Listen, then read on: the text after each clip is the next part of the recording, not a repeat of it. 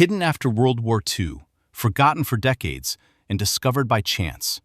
These 133 bottles of 19th-century wine have been restored to their former glory at Becov Castle in the Czech Republic. The Beaufort-Spontin family hid the wine alongside a priceless religious reliquary before fleeing to Austria in 1945. It wasn't until 1985 that police finally uncovered the cache buried under a chapel floor.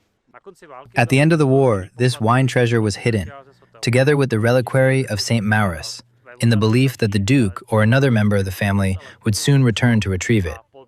However, that never happened, and after a dramatic search in 1985, the bottles were discovered alongside the reliquary.